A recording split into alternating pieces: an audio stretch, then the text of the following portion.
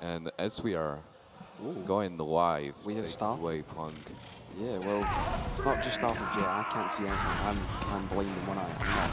But Captain, that's what I see right now, is rolling out. Now I see Cade is fast at mid, right off the bat, getting sticky. One of the medic, classic elbows, just doing his thing. Starkey, Silentes is behind, getting Lucas and Thomas right off the bat. That's a demo and the scout down. Fade not looking too strong. As Sage goes down, everyone's down to Lash and Starkey doing bits right there. It's only Gink in Clash Alive. Gink might try and do a wee play. It's up to him. And this is a trademark for Se7en, right? They are playing right off the bat with two of the Sullies just tramping the enemy combo straight away. And they've just done so much damage combined. I mean, Silenta is just picking off Lucas and a second frag as well at the start of the mid. Basically just secures that for them. Easy peasy. And they're all looking at a full Uber advantage taking over the second point. Easy feint in their full force trying to hold on to this last point. Se7en is pushing into this top right shutter area. Yeah, they've spotted the Lucas trap above just outside shutter room, and they know the strategy they're going to be pushing in right now. They're going for the sentry. Everyone's just going to jump on it. Flash, but going to try and maybe bait the point, maybe not in fact. There's a soldier in the secret. They're not going to be playing the point. I think they're going for the pit right now. Both soldiers bombing. Thomas getting the air shot on Silentes with a deflected rocket. Classic goes down. Captain and Starkey also. This was a hold and a half for Feint, yeah.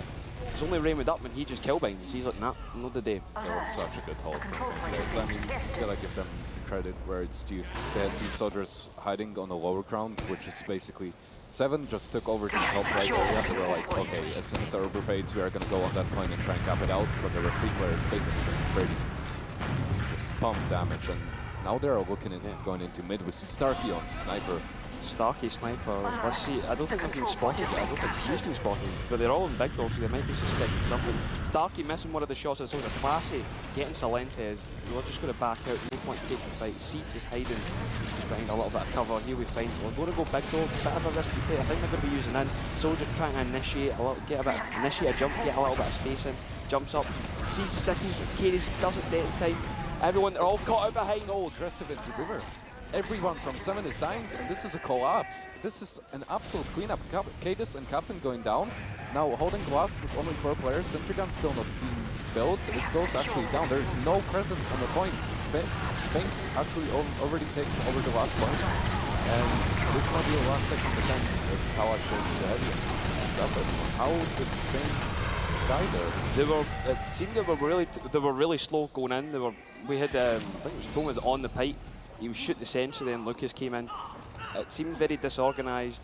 They got out, you know, they never lost a medic, but Cadis is already at the spawn. They have a sniper on Feint right now. Misses the shot. Thomas is going to switch back, make sure he stays as the fast man, scout. You really have to take these last pushes slow, especially if you don't have people charge play. Brady, Kalash going into drop down, so does everyone else. Yeah, maybe they're going for it. We do see a bomb on Cadis. Cadis hitting both heights on Gink right there. Doesn't matter, Classy's going to come in and get frag on him. I think everyone's going to try and collapse on him at the elbow. Raymond he's forced to use a scout, ran up on Banana and got him. It's a trade, but Raymond's left by himself. He's just connected by a scout. They're going to boost out, but there is players behind on top. Huge point right now. He's alone on Seeds on mid. It doesn't matter, Pappy's behind on them, but Classy, well, he never. Seeds is still alive. Doesn't matter, Pappy's not anymore, he's alive, but, you know, it was a distraction play. It worked. They got the med. They traded meds.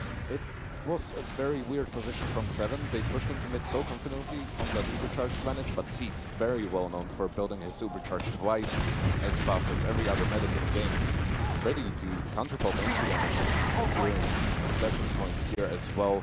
Ubers are pretty much even, and Feint is probably going to be looking into busting the last point as Se7en is setting up with the good old sentry gun on the top left spawn area. And Jimmy, in fact, I mean, they're just going to wait for Uber to probably bust in, you know. Maybe they're going to get the pyro up once they get the gun up to a certain level. Both scouts are just building right now, but what is Seeds up to? He's building Ubers rapidly. What is the script? He's faster than... Oh, Flash is on Spy. I'm telling you, Seeds builds Ubers faster than every other medic in the game. They literally started building at the same time, and we see this 10% advantage. It may seem not like much, but in some of these crappy fights where you're barreled with a charge, it's always going to come in handy to have it, you know, sooner than your opponent and just catch them off guard. But Cadus whipping out a good old double dunk. He's going for the age strat. Pyro, Sentry Gun, and Loose Cannon. That's just weak. I don't really want to cast this anymore. Look, he's standing at the window. He's like, nope, not today. He's no want to push into that, not at all. So how do you break this stalemate then? Go through River. Yeah, I mean, that's literally the only opening, but Cadus with the double, you know, he's not there to do damage, he's just there to be annoying, no back people. Yeah, How do you try to go there for a sack, but then instantly, right? So Lentis is broken as well as starting second. Captain going for the counter stack, but yeah, it is trading for Papi, so now it's 4v5. Se7en seems to be on the lookout on top with Tayyy. On Sniper. Tayyy hits one of his trademark shots. I've seen this in the frag video so many times, just over and over. Tayyy in the spot, just picking a medic. Yeah, they have spotted them though. Seeds is just going to be in choke, waiting. And I don't think Se7en really want to push out. They've got a sniper. Although Tayyy is a god tier sniper, he's, you know, it's one player down. They have scouts. They've got Classy and Tomaz. You know, don't want to really mess with them. One scout down, and I think they're going to make Fate's going to be making their way back in right now. Just try to edge their way in, bit by bit. And Se7en, you know, Se7en's they have no reason to play aggressive or taking any risks. They really don't want the stage to, you know, slip from their hands. They really want to secure the final against Se7en. You can see Game jumping and a couple of rockets at the start getting really low, but yeah, I don't know what jumping into the Sentry's going to do. You'll get a rock or two off, maybe a bit of damage, but not much. Peeking into Shatter from Siege gets a shot and Siege, but doesn't get the headshot. 84 damage. Siege not happy with that. He's had a shot on at the demo. They know about it. They're aware of it. Classy is still waiting alone. Maybe he's waiting for the Lash, but the Lash is up top. Siege knows the Lash, the way he plays. He's hiding behind the point. The Lash is getting spammed out, nearly dying to spam, in fact. Oh, that was kind of a yikes. And Feint is pretty much adapted at this point, especially the Seeds. They know that the only counter strat that Se7en have, if Feint is going to sack in someone, Se7en don't want to take any risks, so they only peek with their sniper. They're not going to be throwing any bodies and trying to get the force of to get out of last. So Seeds is going to be much more aware in the future about the side lanes. And with the setup they have right now, I don't even think Se7en need to use Uber if they try and bust in and take a trade. They've got a Pyro, a Sentry, Cadus on double donks, or Loose Cannon.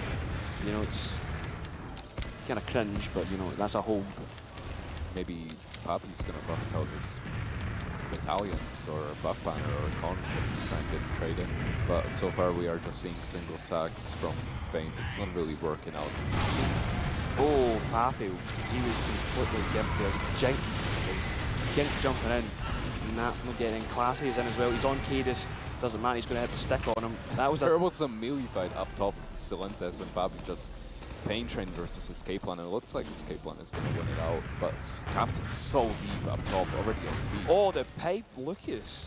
What was that? I mean, there's no way that Captain comes out this alive. There's zero chance of him coming out. Captain's still in this choke area behind and trying to get anything done at 36 HP, just roaming a bit. Actually finding Gink alone on mid. How did that happen? It doesn't matter. Gink got him. He's gamer down. Gink with a... It's not even Christmas, it's like summer. It's like 27 degrees. Why is it that? It's literally summer.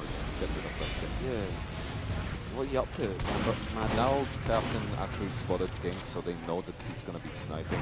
So they're going to be expecting, you know, something along those lines. So trying to get out of the sniper sideline, but when you see 3 players Gink, it's headshot onto Captain, and he's still looking for more for this main area, and it looks like everyone's just lining up for him, especially Cadus. If he moves an inch out of that box, he's basically a walking dead man. Silentes does get happy though. That is, they're both, well, one's just got a spawner, so Feint are down a soldier, and that's not a good sign so far. Especially when you're running that sniper, you have to really play it super safe when you lose another player. If they lost maybe 2 players and they were running a sniper, I think Se7en would be looking forward into pushing out of WAS, but We've been in stalemate for 6 minutes now, Plunk, and I am not satisfied. I have not seen any major play happening. It was literally the single soldier sacks, one headshot from Ging. But it looks like Ging is going to be setting up from the main area again. Yeah, Ging, he's looking oh, he just unscopes his cap, just gets in the, like, the sight line there. But he's going to be going river now. Maybe try to take a hero shot, jump up in the racking, get a wee shot in. Yeah. He's peeking around slowly. The captain is spotted. Se7en, sorry, hits a body shot on a 150. They're aware of where he is. He's got a sight line on Cadis, hits a headshot on him. Cadis getting arrowed right there. Sees him, gets the shot, 360 damage. Easy peasy, he can get it there. He sees Raymond, but he can't quite hit him. He's in the dispenser, he can't do anything. He's, oh, maybe, oh, come on. Raymond's just standing by the pillar. I think they're going to be looking into using this Uber, but so many players dying left and right from the Se7en guys, and they get forced off. If Feint goes really fast right now, the gun's already going down. And the Uber is being used. The only person on a point is Captain, and he's going to go down to Classy maybe. Yeah, no, maybe not, but Thomas has got, he's got the beam on him. And another hit from Gang. He's getting picks left and right. 3 players up standing for Se7en. This looks like it's going to be round for Feint unless a miracle happens. We see... Oh, Gang got another headshot to Lash. Oh, Feint taking the first round. And that's going to sting. Holding on to last for what felt like an eternity, and then you just lose 2 players at once. And Ging, he could have hit those shots, you know, on Raymond. Raymond was basically standing still, but they still made it work, and it's going to be 1-0 up for the Feint guys, and we are coming into mid. Cade is super fast, but getting actually rushed by Classic, but getting piped behind Classic. Oh, Salentes is in deep as well. Starkey getting a 2K. We have a Ging on Raymond. He gets Raymond and Cades with a single rocket. That's a 2K to Lash on Ging. It's a weird fight. The Feint, oh, we have the Lash in the background. Lucas nearly hit the pipe. Oh no, but that's going to be a clean up with Starkey there. Oh, that was such a nice mid from Ging, getting those 2 crucial picks on the enemy side. I think he got Cadence and Raymond with the same rocket, but Lucas missing his crispy second pipe would have definitely made the highlights of this LAN. But we see Se7en pushing through choke, just try pushing, no Uber advantage, no player advantage. There we go, Captain's up top right now, he's being completely harassed. Behind the both. Oh, it's not good. Seats is also down right now. He was bombed there by Salentes. Ging's looking for the big flank. They are expecting him though. Starkey's on the lookout. Cadis knows he's got his big range. Ging jumping in, completely denied right there by the scouts too. Why would you even jump that? He tried. You got to do something. And Se7en's going to be rolling into last, but it's 4v4 and they don't have their Uber charge ready. They really have to slow it down here. Slow down the other way, but we see Lucas just walking in. Lucas just walking in, no respect. Yeah. Se7en with Uber, no respect for Lucas, you know. I'm just gonna walk into lobby, try and 2-5 the medic. We've seen him do that before at this LAN event already, so I would not be surprised. But we see the same setup from the Feint guys. You have basically 3 players on the lower ground just ready to defend that point, and Se7en's using in-true river. Uber charge going on Gullywash. Starkey's easily underneath, just trying to play the point, but Lucas is trapped. Just nice hit. Splash pad, doesn't matter. Dies either way. There's so many players on the point. Oh, Thomas getting Salentes and Cadis. He got the reflect pipe, and it's only Raymond left alive. He's going to need to hit the kill binder. He's going to get out, but they do have force one. There's so much cap time on the point as well. So good with these last defenses. They are fully aware of what Se7en's plan is. They really just want to take the top area, and then eventually, once they push them out into spawn, they are going to start playing the point. But Feint's just ready for that. They have like 4 players basically scattered all around the point, just ready to block that at any point. But now Feint with the full overcharge advantage. They are losing both their scouts. 2 players. Oh no, they've lost both the scouts and they're going to push in. They're not got the demo. The demo and Soldier's just been flashed. A lot of Uber's just been wasted there like that. Captain's still alive in elbow. What the waste of an Uber. Scouts were too eager. Thalash and Starkey getting the rest of the frags. Only Seeds and Gink left alive. Not the best. This is classic Salentes and Gullywash. He still doesn't lose Gullywash, man. I'm telling you, he's just an amazing player on this map. He has all of knowledge. He knows from which position to hold and when to strike. He's but in. Uber being used from Se7en. Seeds is nowhere near his Uber charge. 2 down on the side of, well, 1 down on the side of Fate. Gink down. The Pyro's going to be harassing Raymond. 30 HP. He's going to get, oh, he's on flame. They're going to need to do something with Se7en. They're losing players left, right, centre. Starkey getting classy, but it doesn't matter. No, yeah, classy. No, wait, what? Oh, wait, that was a frag from the Ticks. Kate is the only one remaining alive in the secret area. I think he's just going to be stalling that out. Okay, oh, he's never has the fight. I was expecting something a bit better, but you know what? That's what happens. Another great hold from Feint. I mean, Se7en very notorious for being very successful in pushing into Gullywash last and just beefing 3 pushes in a row. That's so uncharacteristic. And now it's going to be another full Uber advantage, and this is Stark. Now this is going to be interesting. Stark's waiting just by the side. They're going to use in. Maybe they already predict this, but we do see Lucas going in deep, forcing them out, but not getting any fracture. Starkey's still waiting. He sees them. Se7en is behind as well. I think they're going to be striking at the same time. Maybe Se7en is. Yeah, I think Se7en is doing a distraction play. Maybe. Stark is going all the way to Feint's second. It looks like he wants to rotate into truck, but Se7en is in from behind. Yo, can he get the third rocket? Seeds going so low, but Stark is ready to unleash his revolver shots onto Seeds, but he's spotted, gets it the top, make it the top. No, he can't. He tries to get the revolver shot off, but it doesn't matter. Se7en are going to come in and get the clean up on the rest of them, just like that. And if I was Feint, I would not be expecting that. You know, if Se7en is going for a play... Oh, Lucas! Oh. What? A BM kill on Tayyy. But what I was what I was saying is that Se7en is not very known for sacrificing 2 players for a play, so we saw Se7en going in from behind, and then Feint was definitely not expecting a spy play at the same time. But now full overcharge advantage, Se7en's just taking it safe from the choke area. Yeah, they've got sticks down, waiting for bombers. Raymond was in choke there for a second, but Papa's just going to be building with Seeds. They're going to get out, no point taking it, they don't have Uber yet. Tomas on Pyro up at River. And my bet is that Se7en is going to think that they have overcharge advantage, but Seeds already on 85%.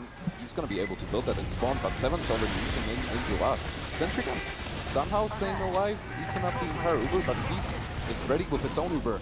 But 2 players going down already, Lucas and Ging. If Feint's not going to find any frags, Se7en's going to be able to repush, but everyone on Se7en so weak and disconnected. Have to get out. Raymond is pretty much alone with Tayyy on the top. Oh, everyone that collapsed on, everyone collapsed on the point. Papi's the only one left alive, and it looks like Se7en's going to be able to secure that. It's going to be 1-1 high game with 12 minutes left. We're going for another mid-fight. Plunk. Another one? Another one. I hate myself for doing that. I apologise to everyone in stream and in the crowd. Pints on me. Now, what do you think is going to happen this mid? Because last mid, that was you know, both sides were doing well, and maybe they'll pull off something else like this. Ging off the bat on a Cadis. He knows that hits the second direct. It's easy peasy, just like that. Going for the Minecraft, got his Ging up to it. He's still alive, doesn't matter. What was happening there? Tomas was getting, Tomas and Classy still going on. Slentes and Captain going down Cadis as well. It's only Starkey and Raymond left alive. This is... Raymond's already out. I mean, this is what Gullywash mids are notorious for. If your soldiers are doing work, then you are basically the 3-2 after them. And that's exactly what we saw the first mid from the Se7en guys, where Slentes just went huge with Captain at the start of the mid, and now the second mid, just Papi and Ging getting 2 kills right off the bat, and Se7en was just forced to run with, you know, tail between their legs into last. But even Uber's pretty much the same situation as we've seen before, but the sides are switched. You know, Ging on Sniper again. See what he gets up to. He's going to the lower, trying to get a wee sightline. He catches Starkey maybe, but he's on Pyro. Maybe they've spotted him. They've seen the little dot. That's good that they've seen that. They have brains, that's good. But let's hope this is not another 10-minute stalemate. But, you know, they both have Uber. They've got the setup. They've got the loose cannon. Looks like they're maybe trying to park the bus again. But look what happened last time. What that happened. Oh yeah. Se7en is also very known for just being able to sit out on the last floor, basically ever. They're, you know, just going AFK, getting some subway while they're waiting for the enemy to push. But I've seen Ging on Sniper before, and I was actually watching him live. I was standing. That's the body shot.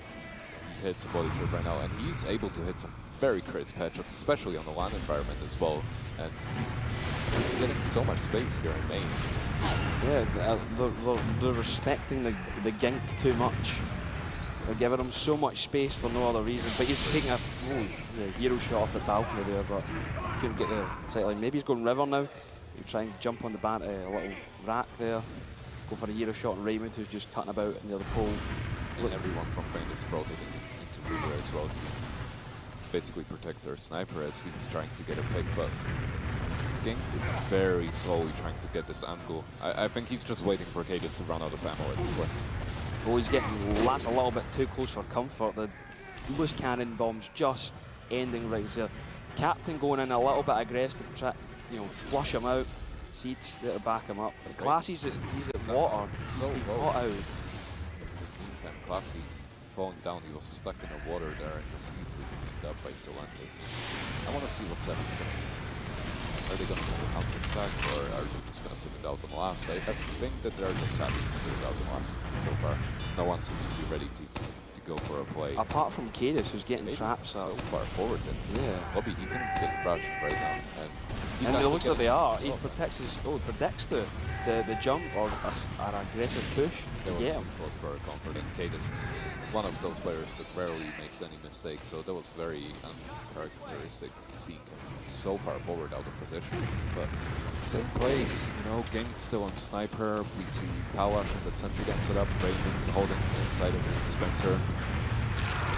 Strong man. Gang again pushing or looking into lower there, and everyone's not on the sideline.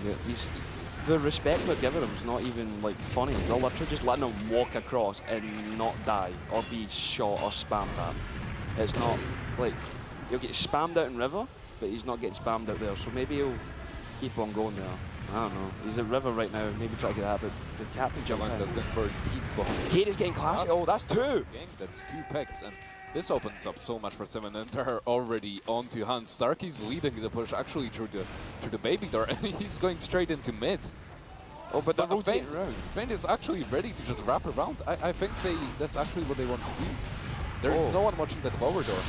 No one's watching, but Starkey comes from behind. He's doing damage. The force has to come off. Lucas goes down. But Starkey in the trade. This is a bad Uber. Se7en also on the Uber. There is a scout. Thomas is already on last, just trying to slow it out as well. Yeah, I think some players are going to go back. There is a captain waiting there for him. But Feint soldiers doing so much work. Again, jumping in, synchronized, getting 2 kills. Easy peasy for Gink and Papi. And this opens up so many options for the for the Feint guys right now. As tayyy and Captain are down, and there are no off-cusses on the last other than Starkey. If they're able to focus down this heavy, it should be an easy push, but they're taking too long now, and the respawners are coming in. But we see Gink going for a point play with the Gink train, getting a little bit of Captain, classy. He's doing the classy. You see him up on Spy. I think he bumped into Cadis actually. So I don't think Cadis actually knows. He was turning around. Yeah, he's not noticed, I think. No, I don't think he's noticed. But we have Tayyy and Sniper. He's in a lobby. Now being a bit aggressive himself, looking at Shutter, see if anyone's willing to peek. Classy on Spy, spots Raymond and Tayyy, waiting for the right moment where they're both distracted. But And now with that information, Seeds is just playing in a super Cadis spotted him. He never did anything though, which was kind of weird. Yeah, Classic got spotted now, and it looks like he's about to go change. Strong.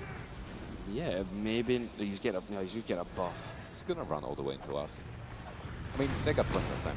4 minutes, 4.5 minutes on a bounce timer.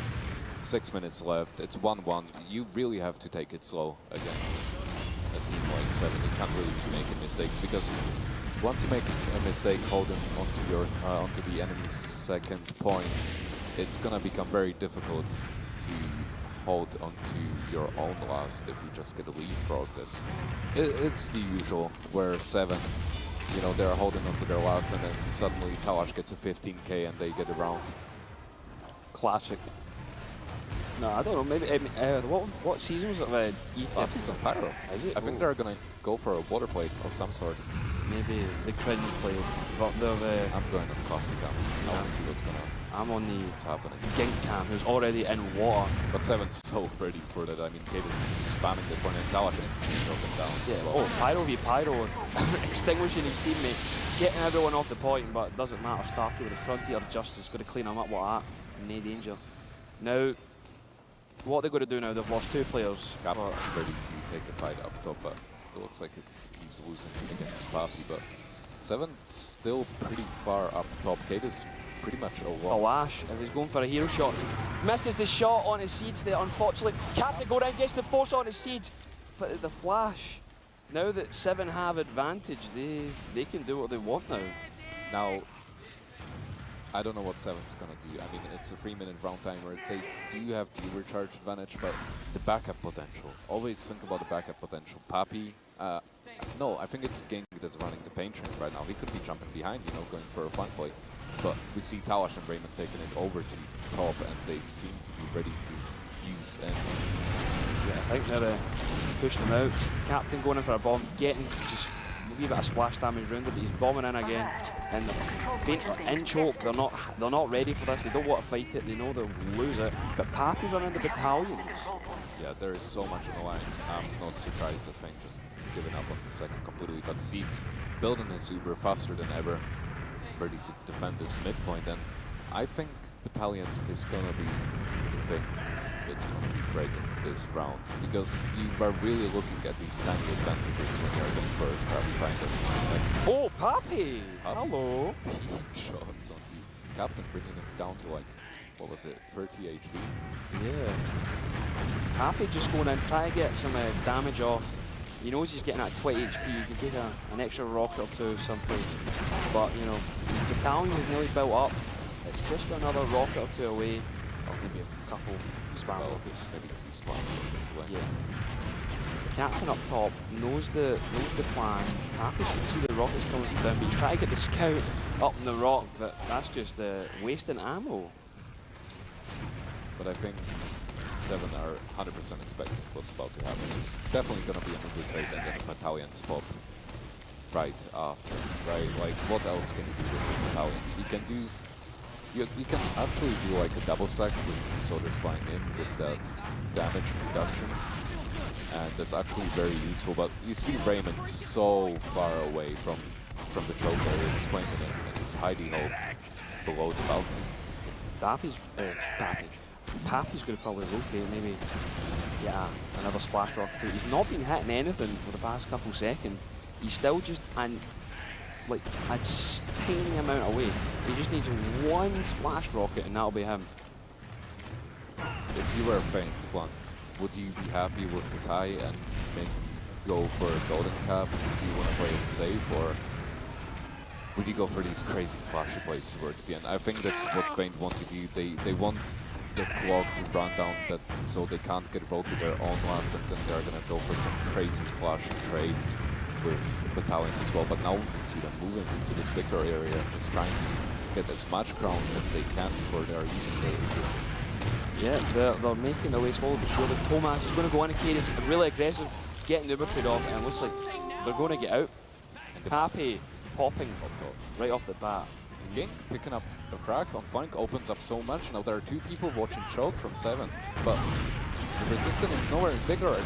The battalions is doing so much work. Everyone from Faint is just flooding to choke, and Se7en's time left and right. The only 2 players remaining alive are tayyy and Silentes, and they're both getting cleaned up. Starkey's the only one that's getting a spawn, but he's up on a heavy, but without the beam, he can't really do much on heavy. Yeah. He's getting ganked, but he's getting spammed down by Lucas, but it looks like it's gonna be a round for Faint. It's 2-1 for Faint. 1 minute left on the clock, and it looks very promising for the Faint guys. I mean, can you get a round in about 50 seconds? Is it possible?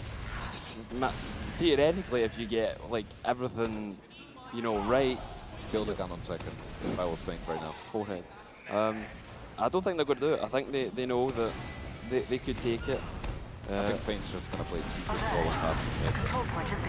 Oh, I'd say that. Cadis is already down by Papi. Dead by Papi. Great bomb. As I was saying before, these soldiers are just doing so much work on these mids for their teams, and this is coming from both sides. I mean, They're look up at the collapsing. kill feed. It's literally 5 kills going to soldier class. The scout class is not existing this mid, but basically the map's over. Raymond is the only one left alive. 26 health going down to Lucas. Easy frag for the logs. 8 seconds on the clock. GG Scout in chat. Yeah. We don't need to get another round. No need to DM like that. So, you know. Give it up for the Feint guys. Feint, you've got to give it to them. That was a strong game from them. They did well. I wasn't expecting them to take it, to be honest. I thought it was going to go to 7. I was saying before, I mean, Feint has already played these maps. They're warm. They're ready to take the stage spot to play against Ascent and A. And in a best of 3, when you win the first map, it's such a confidence boost. Like, Se7en is under so much pressure right now, and I don't think Granary is one of the maps that they want to go into. Granary's been one of those maps where Se7en was struggling a bit in the past, and Process just notorious for Lucas. Lucas is a monster on Process, and that's exactly what I'm looking forward to on the next map. Yeah, the soldiers and Lucas in this map were doing well themselves because Gully is a projectile class, basically, or projectile map class. It favours Demo Man and Soldier more than, say, the hitscan classes. But that does not mean that the hitscan classes never let down at all, because they never. So I think we throw this to the analysis now. I think that's a good time, in fact, because we've got another map, so take it. Wait. All right, thanks Plunk and Adysky. Fantastic job casting. And also just an excellent match. A lot of crazy stuff going on there. Lots to talk about. Dom, just your initial reactions? Yeah, it's really impressive that Feint can beat Se7en at their own game, right? On Yeah. Gullywash. The entire match was the pace Se7en wanted. They controlled the pace for a long time. Feint had a good bit of struggle earlier on with like actually getting stuff started on these sort of stalemate situations, but eventually they figured it out. It was like slowly figuring out how to do the Se7en style last push, where they just slowly but surely apply more and more pressure until eventually you have like everything happening at the same time where Se7en can't deal with it anymore. So the adaptation was really, really impressive by Feint here. And initial reactions from you, Alba? That banner play was so beautiful. Yeah. Where you just push in, have an Uber trade, and just then re-push with the banner. Se7en should have probably been ready for that because they knew Pappy was on the banner, or they probably did. But that was such a beautiful play, and led them to win this Gully map out. Yeah, certainly there was a lot of unorthodox aspects to this game. And when we also kind of saw the pace slow down, that's also where we saw some of these kind of off classes and stuff. Kind of the first initial push from Feint, it was an interesting kind of battle of off classes. Se7en were offering the engineer and the pyro, and then really it was Gink on the sniper that was able to kind of break through that. And again, if you don't have some of that outward pressure from the typical scouts or a sniper yourself, you know, that kind of opens it up. And then we actually saw Feint doing a similar defense, but Se7en were bringing a little bit more of a traditional offense against that, and that defense held from Feint. Dom, do you have any thoughts on kind of both teams utilizing that similar defensive setup, but Feint being able to break through? It's, I think, a bit more of Se7en just not quite being able to execute the way they want to, I think, because we know exactly what they're capable of doing here in this sort of scenario. So Feint doing it better is like highly uncharacteristic for Se7en, and this was their map pick too. This is their comfort zone here. It's not going to get easier from here for them, so they need to figure out what is going wrong in these situations for them. Well, let's get into the logs here as we have those ready for us, and we can get back to some analysis of the off classes and whatnot later. Things that stand out for you, Alba? Pappy, absolutely huge. 23 to 12 and 300 EPM, or 298. That's absolutely huge.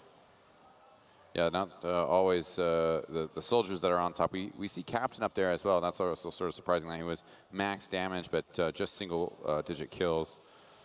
Dom, anything you want to say about these damage numbers? It was like a fairly slow game at times, so seeing the scouts at the bottom is not too surprising. You can't really go in and initiate. You often sit down and off class as well, be it sniper, be it pyro engineer, where damage is like very, very sporadically just coming your way.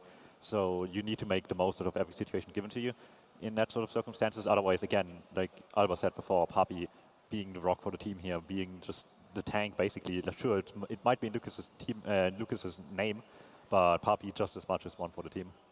And we also got our additional stats up here. I would say probably the craziest one up there is going to be the 13 air shots by Pappy. Pretty nutty. Alba, anything you want to see on this screen, or just a shout out for Pappy? Yeah, shout out for Pape. Nothing really too strange on these logs. Well, popping over to the medic logs as well. As we can see, heals per minute, pretty close. Seed's almost pulling out about 10% better heals, though. 1160 to 1060. Yeah, I mean, Seeds is incredibly good at just continue building, and I think in the end that's probably the difference in these stats, just how proficient he is at building. We do see a little difference in the heal spread. Seeds opting to give a little bit more into Papi, and I feel like it was justified. He had banner quite a few times, and it's so good to just tank your Soliden and let him build up that banner. Now, certainly one thing that I thought was, has been interesting about Feint that we've seen in this LAN is the off-classing, the unorthodox plays. It actually did seem like, Se7en, when they did get a breakthrough, it was off some unusual tactics. Basically, we had, as the casters did a great job describing it, Starkey was kind of hiding in that corner in midpoint. Seemed like kind of a classic scenario of like, oh, he's just going to uncloak at some point. And then, initially I was confused because it's like, that was a great position. Why is he leaving it? But it was to coordinate with Celentes, have Celentes come in, do the attack, and then Starkey followed that up in a much more unexpected fashion, getting the double stab. He also then switched into Pyro and was successful with that as well. Both those plays helping Se7en to get their round on the board. But of course, 2-1, not quite enough. Dom, do you think that as we move into process, some of these unusual strategies that we do know that Se7en have, you think that we might see a little bit more of that? Yeah, like these two matchups that they just not recently played, both against Feint and Ascent NA, forced them to get out of their comfort zone. And I don't think it will be any different in the next coming maps, be it just against Feint or if they were to win it up or no against Ascent NA coming into the grand finals. Yeah, and I mean, we already knew that we were going to have a new global champion of TF2 here at this LAN. Se7en also being the ones that won the most recent international LAN at Copenhagen. And it does seem like, perhaps there is this kind of changing of the guard, changing of mentality, new tactics that need to come out. I want to talk a little bit more about the banners and also as well, just kind of explore it a little bit. Alba, do you think, that is the route to pop the Uber charge and then use the banner? I was almost expecting myself, off of the placement of the players and kind of the circumstances of them being in big door, trying to push in a second. I thought they might just use that banner to get some pressure in and then get a pop from Se7en and then respond with the Uber charge. Do you prefer to use it as they did, though, after an Uber charge? Yeah, absolutely, because I think Se7en was expecting the sack to come in with the banner. And when you trade the Ubers and you come in with a banner, you have such an advantage going into the fight because you take way less damage. So in theory, it should be a win, and it worked out great for them. Yeah. Dom, any thoughts from you on the banners? Yeah, it's like highly map dependent, highly banner dependent. Obviously, there's three choices. Maps are obviously very different. If you have like a wide open area, the conch seems like a much better choice. Even the buff banner, true, it doesn't have like the passive benefits the other two have, but just the negation of damage fall off and increased damage can just help out starting a fight a lot, or just make getting a force easier, for example, while the conch obviously covers distance better, and you get a little bit of your health back, which is good for everybody not actively taking part of an Uber fight or something like that. So they all have benefits in certain areas, and in this case, obviously, like Alba said, the battalion's backup was used really nicely. You have damage resistance, use it when it counts, use it when you don't have invincibility to just overpower your opponent in situations that they can't deal with it too much. And Alba, do you think that process is a map where we might see Conquer come into play a little bit more, or Buff Banner, or do you think it's still kind of Battalion's backup might be the go-to for soldiers in regards to a banner? I'm not sure which map it was, but it was might have been Sunshine where we saw Gink on the conch and we saw Papi on the battalion, so they were running two banners. If this game turns out to be really slow, I wouldn't be too surprised if we see both of them coming out, and Se7en got to watch out for those.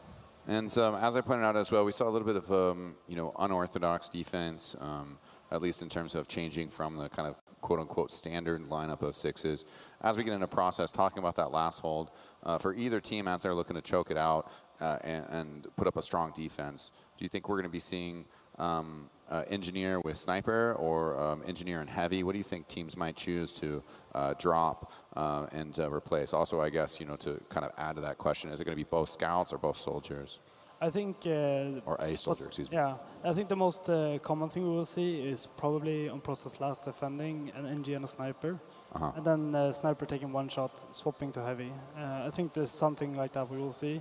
Maybe even the triple off class with NG, heavy and sniper.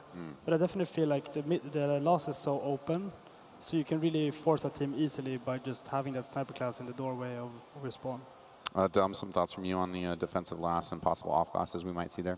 Yeah, I think, like Abba said, those are probably the most viable choices. Pyro is in a lot of situations decent to defend the last point with. Obviously, you have a decent time negating damage. But one of the important factors of Pyro is not so prevalent on process, which is denying entrances of people. And you just don't have the comfort of being fairly close to spawn while also being fairly close to any sort of entrance into last. That's just not something that you can really afford to do here without just risking your own life and immediately going down one player like you can on a map like Badlands. To an extent on Gullywash, even if the meta shifted away from standing on the shutter door as Pyro there, it's still obviously still fairly viable, even if the gun protection is still good, which we could see something like that. Maybe people start adopting the sort of Gullywash idea of just protecting a gun with the Pyro and then swapping off, maybe then going heavy, maybe going back to scout, depending on what the exact situation of the fight is. All right, as we get ready for this next match, I want to give a couple quick shout-outs. First off, we do have our LAN fundraiser still going, lan.tf/fundraiser.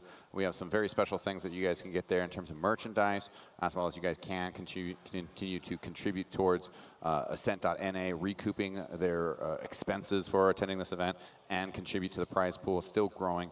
Also want to make sure to shout out hashtag I65TF2. A bunch of us have all been using that over on Twitter, keeping the conversation rolling. Of course, that's where you're going to find that community picture. And before we come back with a little bit more analysis, we're just going to take a quick ad break. But don't worry, ladies and gentlemen, map 2 coming up shortly.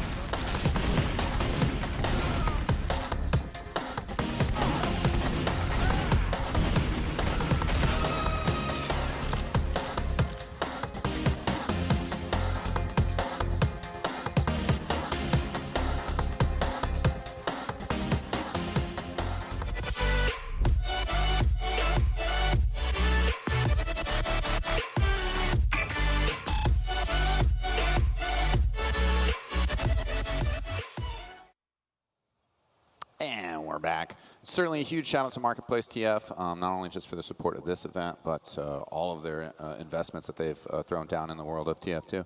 Now, before we get into this next match, we got a little bit more time to talk about some things.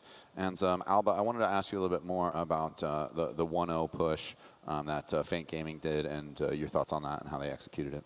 Yeah, it was a very beautiful push. What they did was they got Gink into a very good position, River. I think he picked off Captain before he got into that position. And at that point, there wasn't really anyone on 7 that wanted to contest it. Kiris was trying to spam, but Gink stood there for like 20 seconds scoping on that pillar, waiting for Raymond to take one step out. And at that point, there was so much pressure on 7 that players started crumbling on other exits. And it just ended up with Feint getting 3 picks and 7 getting forced in a bad position. Dom, anything else that you want to chime in on that push in particular, or just 7's defense? Yeah, I think that's something we both noticed, which is that 7 looked, a bit shaky, a little bit not quite like themselves. Those are the situations they want to force on the opponent, and those are the situations they usually are able to avoid really well. They've done exactly that and didn't struggle in those situations anywhere close as much against Ascent and A in the last match on Gullywash as well. So it's really strange seeing 7 being put in that situation and then being the ones themselves to crumble. They need to get out of whatever bad mentality they are and be able to work through that. Yeah, certainly it's easy for a team to think of themselves as being top of the world, but to not realize that perhaps their skills are slipping to the new blood that's coming out there, actively throwing themselves into competition and really challenging the best players that are currently out there trying to take them down. Now, I did have a great conversation with Pappy from Feint last night. We had an interview that we'll maybe throw down air between this series and the next series, regardless of the results, but also continue that conversation with them, off camera. I don't, with respect to them and what he said to me, I just don't want to share, active tactics for these teams in the middle of a tournament. But did just want to talk about this concept in general, tips that you could share, Alba, and I'll get to you, Dom, but tips that you could share on just kind of the concepts of pushing last. What are you trying to accomplish? What are the main goals, besides obviously capturing the point, but what are the objectives to really get that done? So I think the hard part about pushing last is that it's basically a split-second decision, and everyone needs to be on the same page. So there's 2 or 3 things that you can do. If you see that they're holding way too far forward, and you have Ubrad, get as many kills as you can.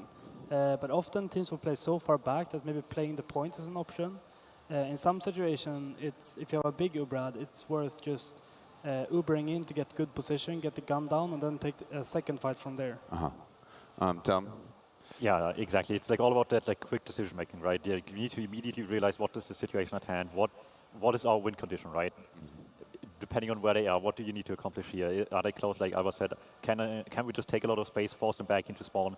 And that's something that Se7en, for example, struggled on Snake with yesterday quite a bit, and it took them a long time to figure out the win condition, which was eventually just going for a repush, and Se7en adapted more counter strategies to not let them even start the repush.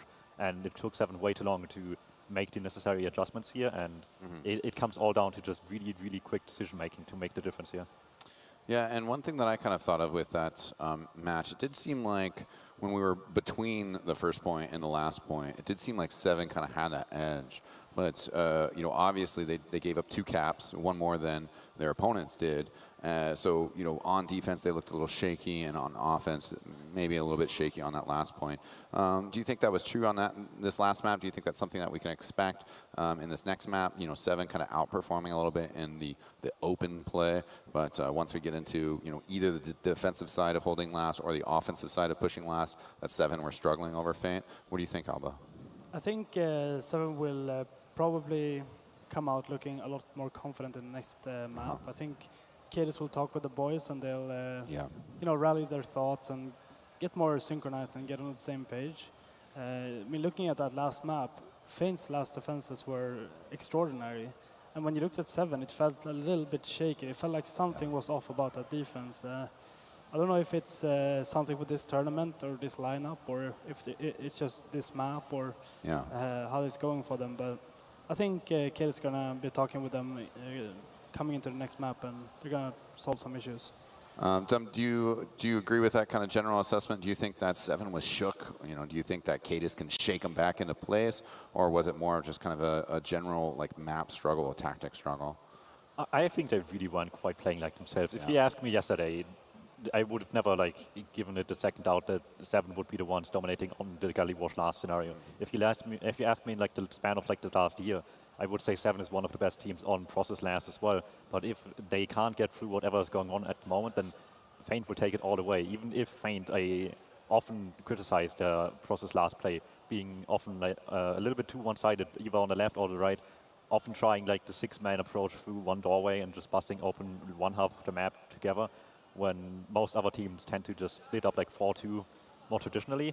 So Se7en has seen what the struggles are on Gullywash. It's the first taste of what they need to improve here, and they don't have much more time. There's 2 maps left, if even that, if they win this one. Yeah, certainly. I mean, they are facing elimination here, this lower bracket finals.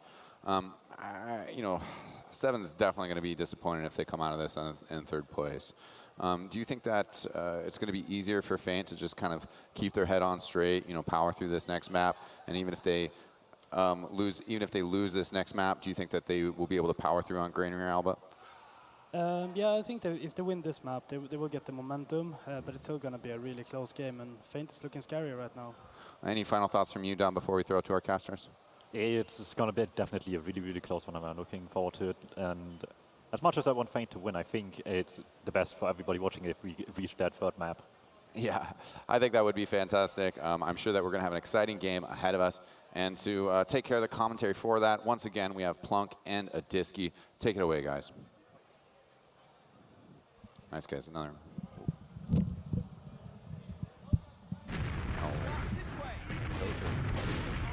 I mean, I went outside after the map one, and you can just see Se7en in like a circle in a corner, trying to discuss what went wrong and trying to prepare for the next map. But they really didn't let anyone around them. It didn't look like they were very happy about losing their map pick out of all the maps. You know, Yeah.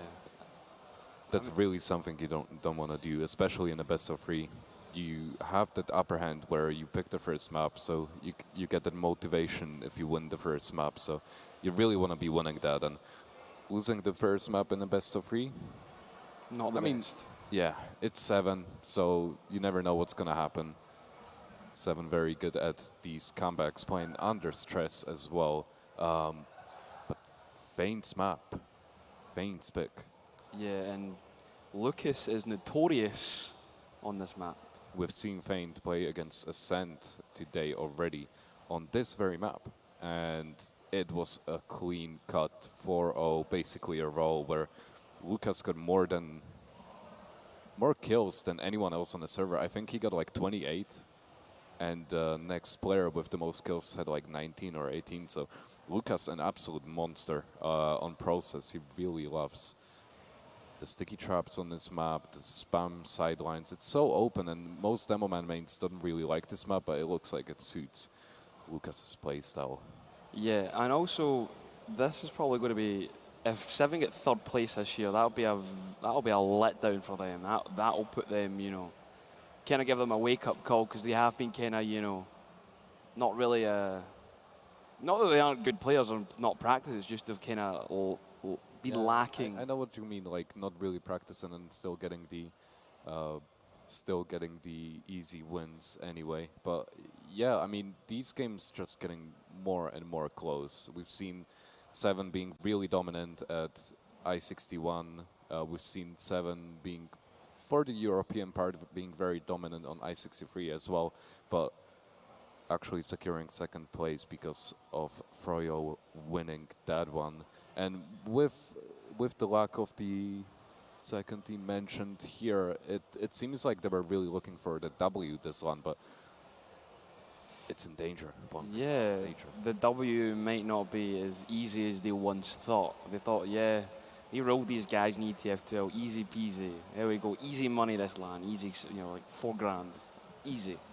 No, they're getting a run for their money. Yeah. You know, Feint have showed up this land, they've did their bit, can't argue with it. Same with the rest of the teams. It looks like we are going to be going live over here. So first mid, pretty shadow classes on both sides. We don't see any sniper, no shenanigans, and Select is rolling very rapid, slow. like he's already there. So is Lucas. No damage on each side just yet. Just kind of get the spam across. I think Gink's waiting for. He's going for the long con. He's waiting for a big bomb. You see him going in. Captain going in. He's jumping to the side. I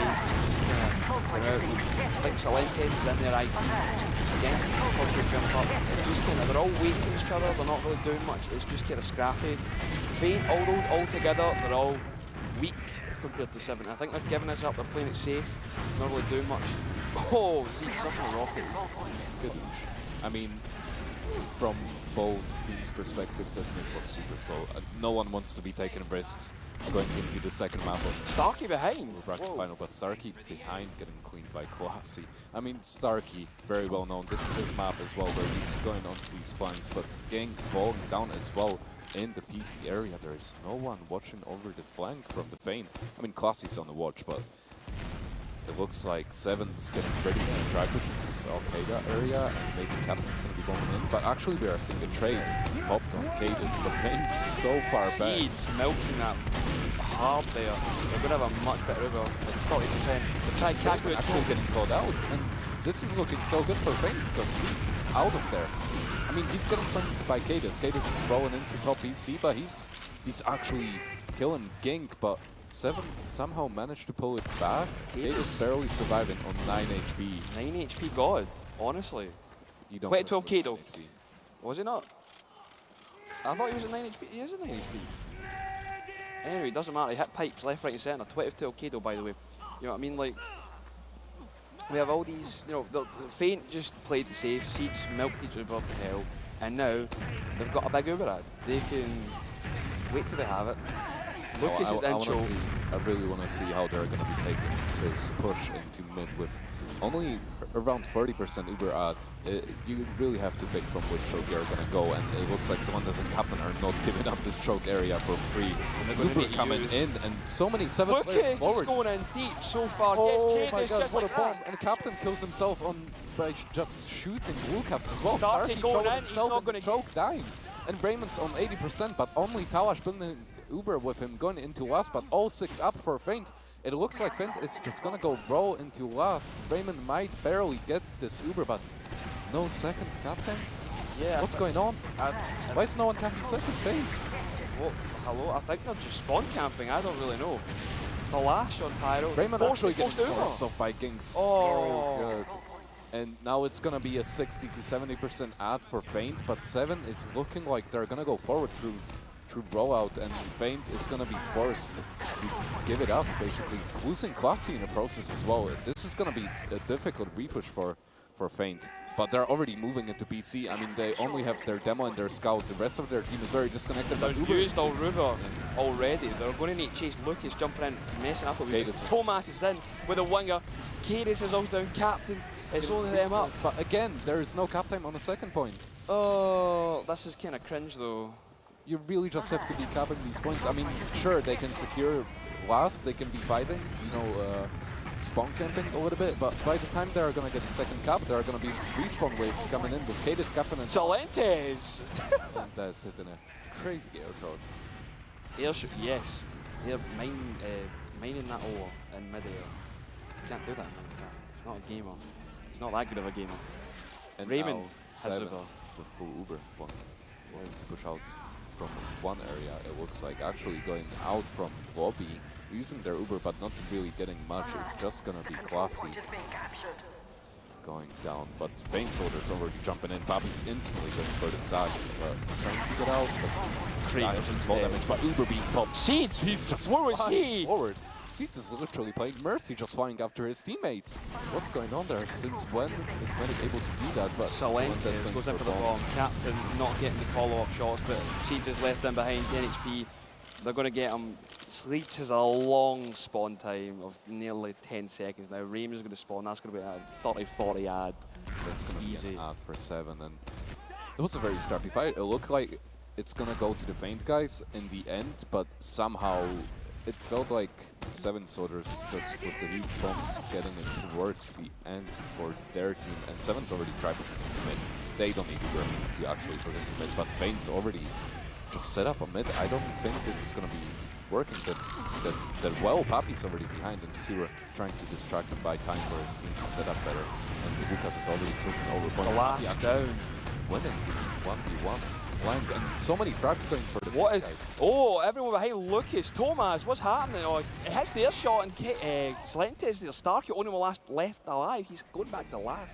Maybe Feint will actually cap second this time so they can go to last and win the round.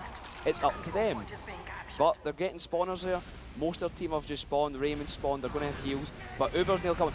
Lucas nearly getting headshot by Talash. Going to get quick.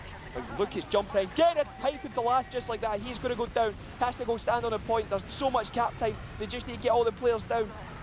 Captain all down. Starkey. There you go. Just like that. Another round to Feint. And it's going to be an opening round to Feint. I mean, finally we got a cap from Feint. I mean, it looks like there is an issue with config, so we might be going into pause. What's the issue?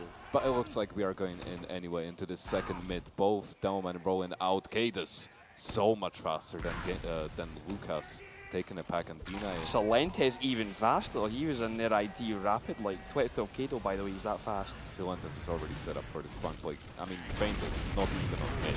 They don't Feint's want to already fight. out. They don't want to fight. They, as Banny would say, fear question mark. I'm waiting for it in the chat. Oh, they need an admin. Never mind. And now we see the game post. So that was a very confusing mid. It looked like at one point that Feint was just typing in chat instead of actually rolling out the mid. We saw them just being grouped in choke, not actually taking over any ground. I don't know how this situation is going to be handled, but we are already working on the config fix. Give it up for our great admins.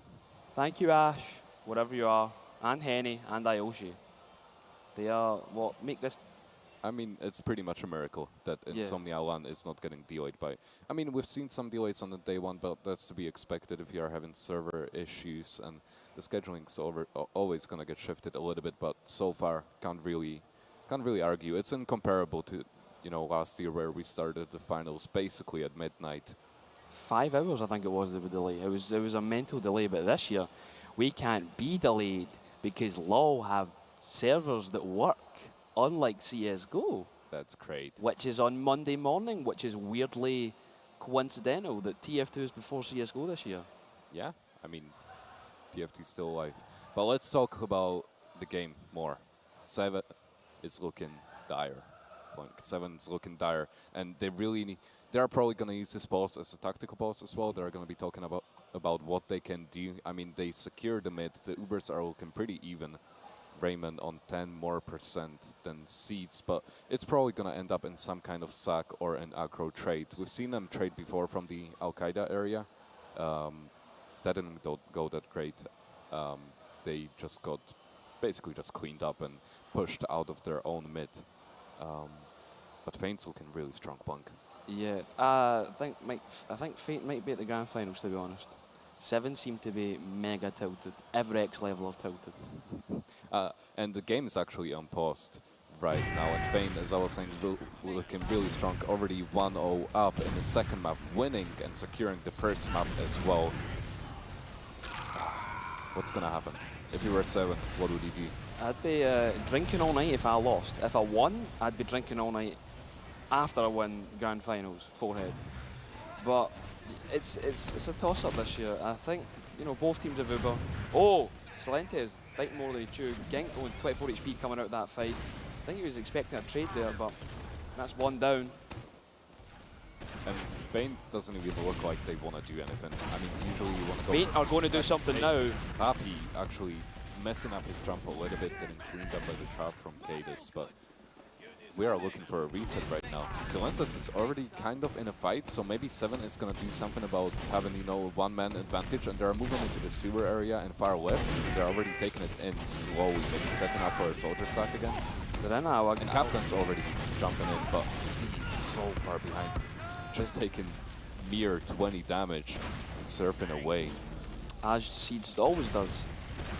His control, he must have a strong pinky if he can press control that good. Oh shit, whatever he thinks it's weird. The stronger you press your crouch button, the further you surf the rockets.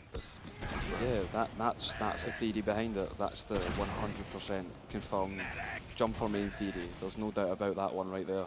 And I'm surprised we are not seeing any offcasts from Se7en so far. I mean, pushing from mid into second, it's very easy to set up a play for your sniper where you are taking over the sewer area and you just open the shutter door, get a couple of shots in, but Se7en's just going for another Salentes. Captain and no, Salentes, sorry, he did a bit of damage. He did a lot of damage to the scouts, but you're not really looking for that scout pick when you're trying to break a stone. It has to be medic. Worst case scenario, you are looking for that demo man picks that are easier to go in. But Pappy even Raymond only getting one rocket off. Raymond going down to 80 HP. Poor Pappy. That's the second time he's jumped in and been completely denied. Like, utterly. Like, not even, like, rapidly. It looks like both of these teams are very well set up, but Captain actually going in. But Feint's not really expecting that. Seeds only catching one rocket, but I would not be expecting that either. Like, you send one soldier and then you're expecting for that soldier that just died to respawn before Se7en doing any kind of play, but that was a very well timed from Captain. As Captain went down, then Salentes was. I mean, as Salentes got up, then Captain was already jumping in, but Stark is running back. Yes. I mean, I think Feint are taking a page out of Se7en's book. Parking the bus, they have a round up, they know they can maybe get to the grand finals if they just park the bus. They know that. Yeah. And we have Starky on the off class right now. Starky Sniper So this should be interesting. See what he can up to. Probably try and make some room, get a soldier or two. It's up to them, to be honest. First pick is definitely gonna go through sewer. If I was Se7en, I would definitely go sewer with the first pick because it opens up so much. But Starkey is actually positioning up on top of mid with an interesting sideline, and not many people expect that sideline to even exist because there is a rock in the way usually. So if you are standing in front of the point, you're gonna get body shot at one point or another. Oh. Gullywash going dangerous as well. Starkey try to hit the shot onto the scout in mid-air, but just misses it. He was like he was really weak. He's in sewer right now. Maybe go for a shot. He's looking at Al Qaeda.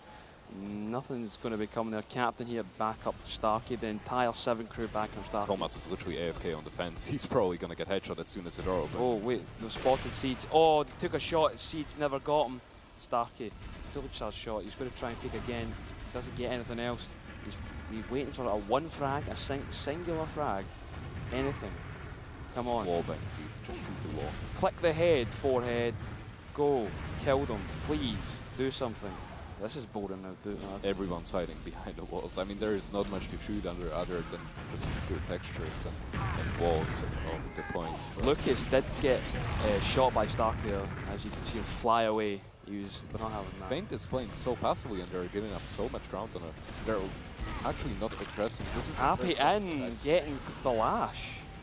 And now no scouts on the Se7en side. This opens up a sack possible towards Raymond. I mean, you can't really be D9 flying soldiers unless your sniper hits like a 150 body shot in midair. I want to see what Feint is doing with this, but it looks like they're not going to be doing anything. I was expecting a Lucas bomb, to be honest. I let double, so I don't know. This is Lucas. This is his map. He'll do all sorts of stuff. He'll just jump in at a choke and two-pipe someone or pipe and sticky. That's a desperation play. I mean, Yeah. you only do that when you really need a sack and you really need to get shots. Oh, gets Lucas. Lucas and no demo man. This opens up the cross area so much. And they're all hiding up in IT though. That's the worst part they're going to need to use. Getting the force off, but that's probably going to be the only body falling down from the side of Se7en. Raymond going dangerous as well, but staying alive. Thomas swording start. I mean, it's hit with the sword. That's the Boston Basher. I don't know. Classy was in, trying to bite off more than he could chew. Everyone's in, trying to get Raymond. He hit Uber.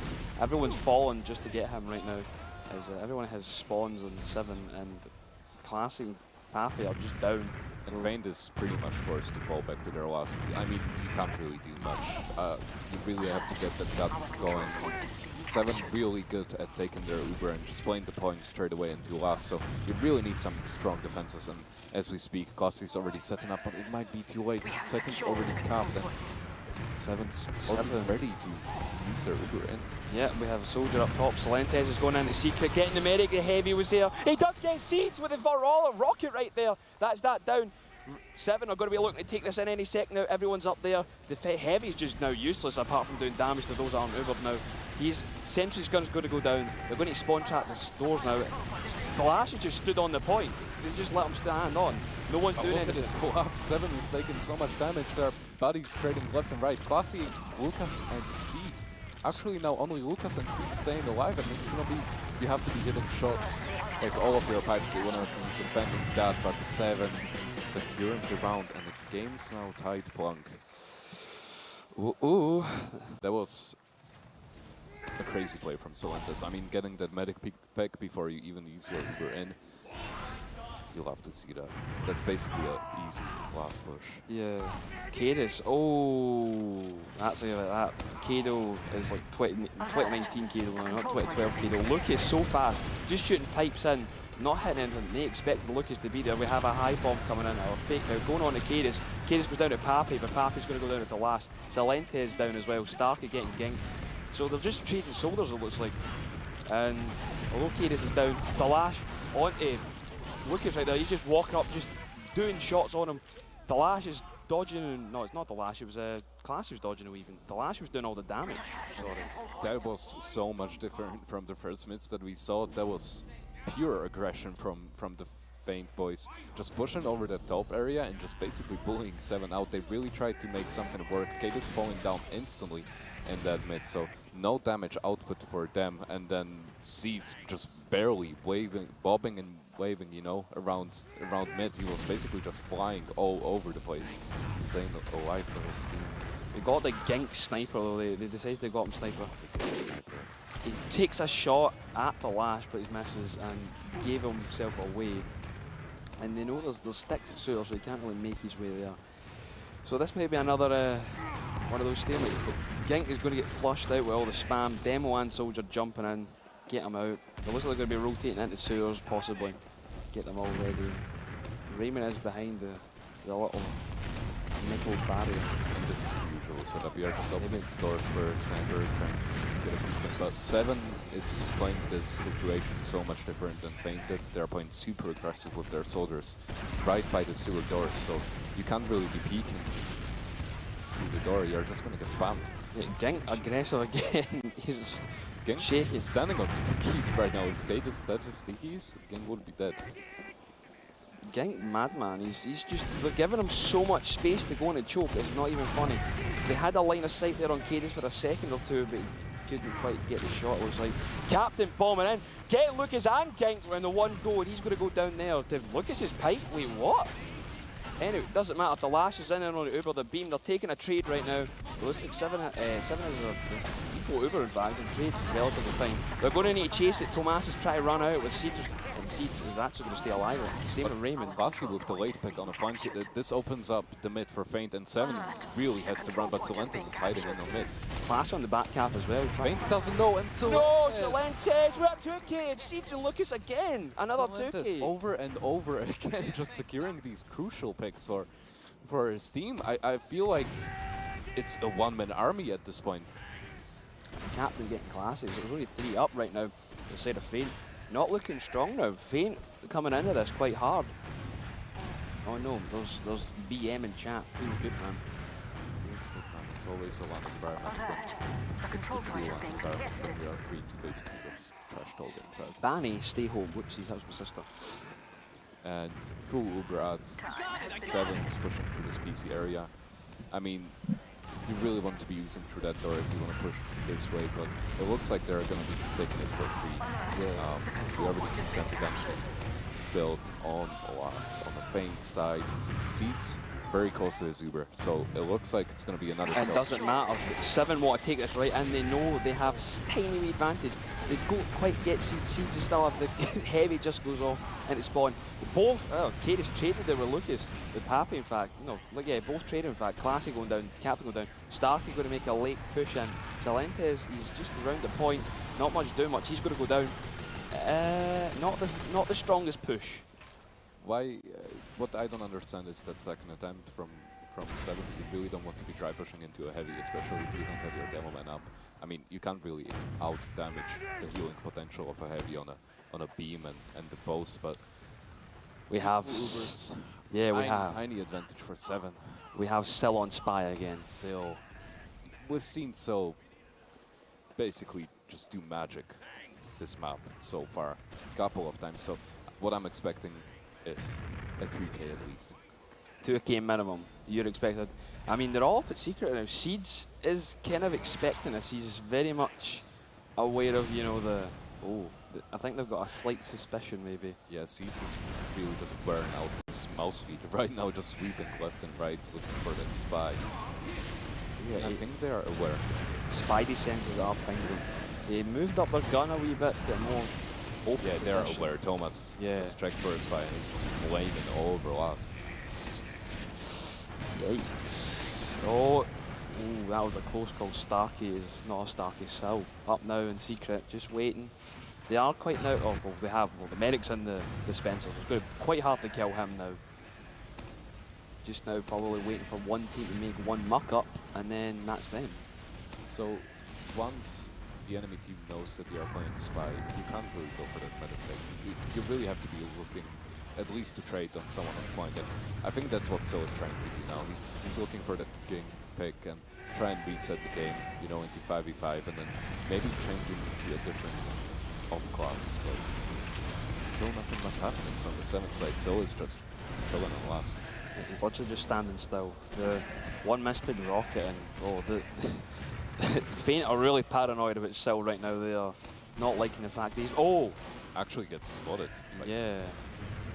They all run back. That was like that's a way to get out right there. So that was quite impressive. But Sil is still staying in. It looked like he's gonna go back to spawn and change class, but he's just rotated and went back in. But I think Feint at this point are for sure aware of this off class. 9 minutes on the clock. You know, it's enough time for a round or two. But like, Oh, Silenta's decloak in, going for this no, one. it doesn't get It's barely cringe. French. Cringe indeed. Guys, we need to buff the spy, of course. You know, get the generalist class. You know, have that going. That doesn't matter either way. Silentes is going to, Silentes is going to like, spawn something else. Go back in there. Soldier. Is he? Silentis is still staying. Oh, Thomas had a 150 on Tayyy there. He could have a sniper now. Yeah, Feint is really trying to look for an opening there. They really don't want to be stuck holding glass against Se7en. I mean, worst case scenario, you're looking at the round reset, but that's whole 6.5 minutes. This is literally just holding onto their dear lives at the moment, and it's snipers on both sides. You see Starkey and Thomas just going for a cheeky 1v1 sniper duel. As Starkey's moving into one. Is Thomas aware? I think he may be aware he sees the lash in lobby. He's still peeking there. Was Starkey spotted? I think he was. So now both teams with one sniper up each. It's really going to come down to who's going to hit their shots. And Starkey, he's now there. He's getting spammed out now. They know about this. They know about the sniper. He's got a shot on one of the Feint soldiers spamming from 5 there. But Kate is in a very dangerous spot, just peeking Thomas all the time. I'm surprised that Thomas missed like 2 or 3 shots in a row with Gatus. He misses another one. Oh, he's not a fan of that one. Why did he put a wall there? He's so upset. Choke. Choke of one. Not the worst choke. 7 loses is going to be the worst choke. I mean, Starkey is just another one of these stalemates where it's like one team does something like stupid thing, aka go for a fight with a sniper. Like they could get a round reset and go back, but then it's going to be a 2.5 minute round. Oh, Cadis, 2 pipes onto Thomas. Cadis going down after eating body shot from Thomas to Papi spam rocket, and now Se7en is stuck with basically a sniper and no demo man. This is going to be tricky to hold if Feint decides to push up, but I think Feint is just happy to. Yeah, Papi on the battalions as well. He's got the spam, he's got the battalions ready for the if they take a trade. But I think they're going to be using this, they're going to probably take a trade and then use the backup, as they did on Gully to secure one of the rounds. But Thomas, I guess a 150 on the lash there again. A headshot on a captain. No. Very, very nice shots from Thomas, but none of them were kills, and that's really what you're looking for when you're playing a stalemate. Pretty hard looking into lobby now. You get the lower stairs, not finding anything yet. Yeah. Thomas sees the feet. He must like that's gonna be taken out of context. Thomas sees feet. Thomas does see feet and he shoots the feet and gets Papi has an air shot on Silentes through a spam rocket. That was I think that was yeah. synchronized play together when Papi was hitting a spam rocket and then Thomas body shotting him. Not even body shotting, just toe shotting. Silentes there. Foot shows him. Goes an insta kill. That was a good way. That's one way to kill a soldier up there, isn't it? Thomas on spy, checking if Starkey's still on. Maybe Thomas is going to go spy. The role reversal, but I think he's just checking. Starkey getting an entry pick on Gink, and now one soldier down, that opens up a door to peek. You don't have that much spam of potential, and Papi reading this situation so well, instantly rotating to that one area. But he's so weak. That's Starkey peeking so aggro through one, missing the shot as Seeds is just sitting in his dispenser. Classic going down. Wait, what? Captain was just spamming. Captain, Actually what? getting the force off from the spam, so. Huh? Now they're gonna be looking at holding this last without a sentry gun. And their battalions just popped as well. And the battalions got popped as well. Yeah. Oh, this is not looking good for Feint right now. They've lost all their defensive measures. Starkey's running back to switch off of Sniper as well. So Se7en with the cookie cutter set up, 2 scouts ready to get on the cap as soon as Raymond uses his Uber. I'm guessing it's going to be a lobby push. Yeah, I see no reason why wouldn't. No, maybe it's from 1 in fact. They're going down from 1. Cadis is going to jump right in, hits the pipe on his seeds. Oh, he's down like that. He's on the heavy now. They're going to clean up fast. Oh, Thomas get the lash. Thomas, Kovac aim trainer by the way, not the same org, but still, go away. Everyone's just bombing in. We see Pappy go in, get Cadis, Captain getting on the cleanup. Maybe it was an extra damage or tick of damage. Doesn't matter. Silentes is up top. The Demo Man's flying in the air, Scout as well, but Se7en's going to take a round off Feint. And it's going to be 3-1 for Se7en, and the game's being paused by Seeds. So it's probably going to be a technical issue, maybe from the Feint side, but coming into this map very strong. Feint got the first round, but then Se7en started to play more organized, more well put together, and through these slow stalemates they started finding picks, and I think Feint, what they want to do is try and not make these silly mistakes that are going to be, you know, costing them rounds. Yeah, the Feint were playing quite passive this game compared to the previous one or any other games. Or they know that this is the game that gets them into the grand final or not. Also, I'm on the stage. That's kind of cool. We on it as well. Oh, you're on the stage. That's why everyone moved. Hi. Way up used to. Wave. There's a cow cam. Camera set up as well. Oh, this is fancy. You guys are on TV. Say hi.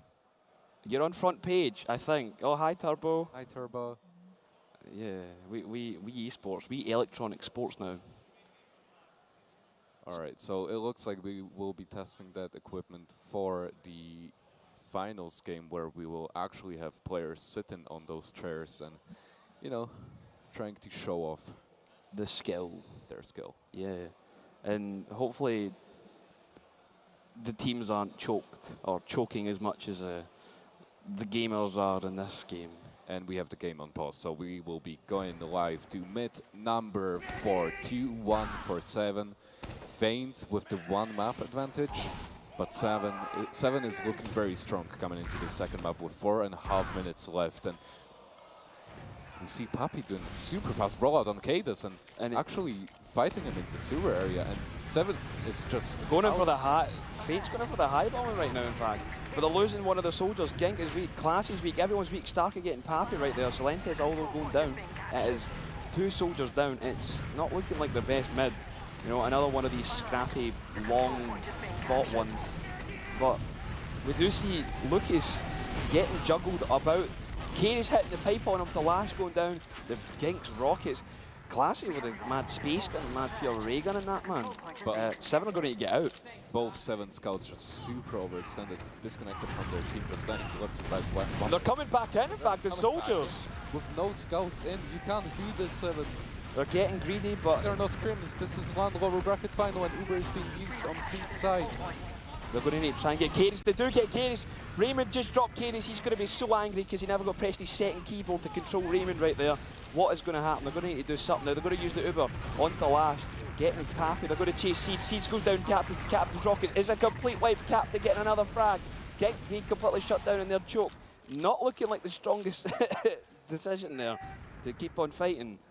That was a weird Uber from the Feint side. I mean, they had the mid secured and Se7en was already falling back, and then suddenly Seeds just decides to use his Uber, and Raymond basically had no reason to use his, and then they were just able to repush into mid and just jump in so aggressively and chase these frags, now pushing into last with around 30%, 35% advantage, already securing that second point.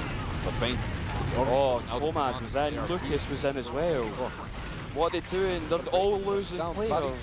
Left and right. Classy's the only player remaining, and there are 2 players already on last for Classy. Classy getting captain, but it doesn't matter, they're going to cap. 3-1 for Se7en, and it's looking very, very, very dire for Feint. I mean, being 2 rounds down, 2 minutes left on the clock, you have to have some crucial changes in your game plan right now. You have to be winning these 2 rounds back to back. basically just rolling them. And we don't see any crazy off-classes on either. 12 Kato! He made it! Give it up for Kato. Well done, Kato. You're back. Kato rollout, by the way.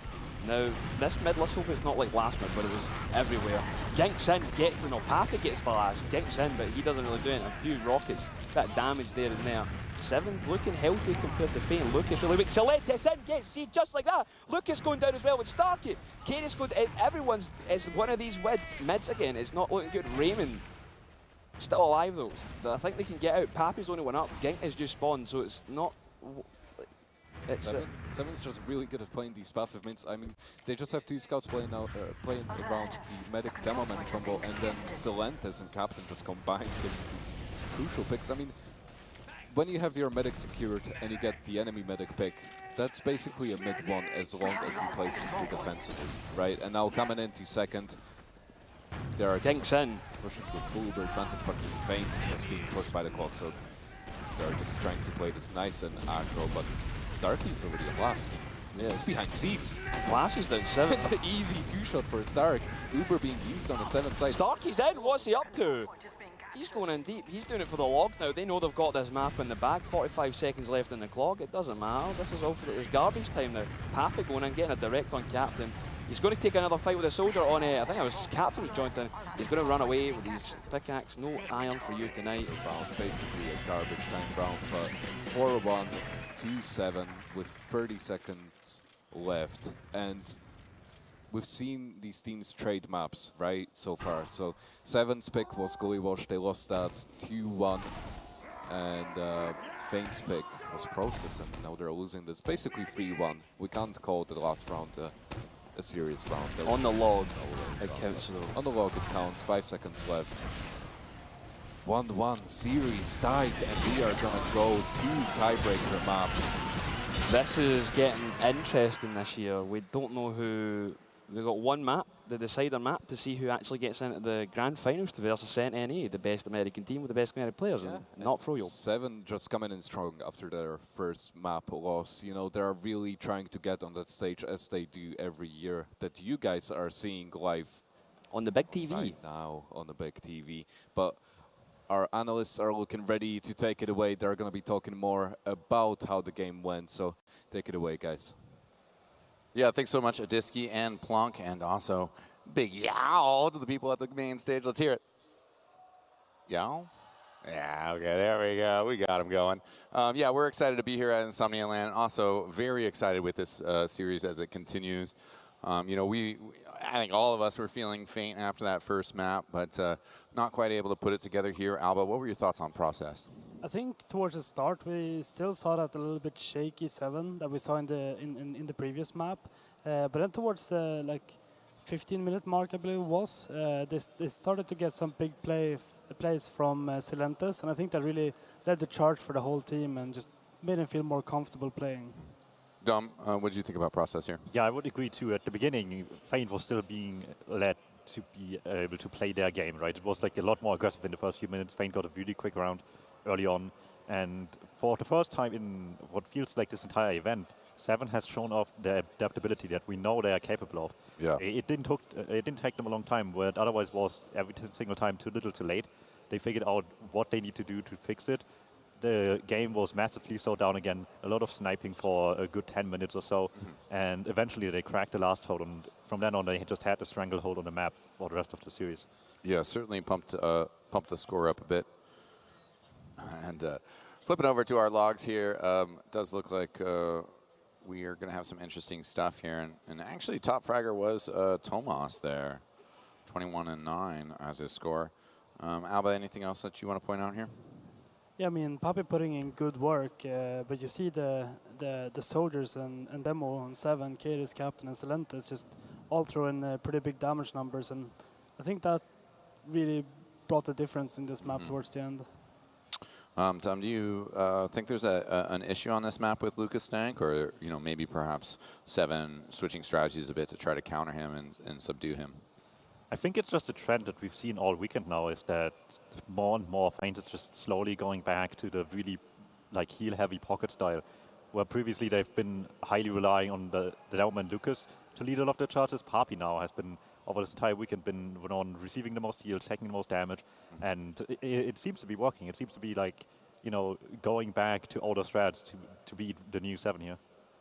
Yeah, and a quick note, particularly for our crowd here at Birmingham and the NEC, the community photo, this next map is going to cut into that, and we're just going to reschedule until right after this match is done. So as soon as we conclude with this third map, and of course the analysis afterward, we're all just going to put things on pause and run outside, take that photo. Let's pull up those medic stats real quick to take a look at that, though, as well. And heals actually real close there. Deaths with Uber at 95 to 99%. Seeds, though, having 2 of those. I'm pretty sure one of those was that Salenta's bomb into Secret, which was just crazy. Anything else that you'd like to talk about here, though, Alba, what you see? I mean, you can see how much Seeds is building by Thomas being in top of the logs. Usually in this type of a slow game, you won't see that much heals on Scout because there's not a lot of situations where they need the heals more than just a buff. So on the Se7en side, we see a lot of heals going into Cadus just because of that. Yeah. Do you have anything that you want to mention about the medics? I mean, like you mentioned before, the 2 deaths in like almost 100% territory for Seeds are a huge difference maker. Se7en is slowly back coming down after a somewhat shaky first map, and that sort of like small timing windows, being able to execute on these is such an important thing to have for your team. It just makes a difference between what is effectively either a force or like an awkward trade at best, compared to just having the medic effectively drop in a really, really crucial situation. Se7en coming back with their own timings, Lentis, like you said, especially finding these again is making all the difference for them. Yeah, and a little field report that I got was basically that first map ended and Kata stood up and goes, right, time to get down to it, boys. Let's go. Let's give a pep talk. We're not privy to what was said there, but Alba, we did see Salenta's, step up, become more involved in the game here. Also, the Lash has always been, a cornerstone for Se7en. What do you think, were some of the adjustments that we could kind of glean that they made here to improve their performance on process? I think something that Cadus would be saying to his players is something along the lines of let's play our game and just try to enable everyone to play their best. And I mean, it really looked like it worked on Salentes. I mean, he had some really big plays that match, and if you get one player started, then the rest will follow in line and get fragging.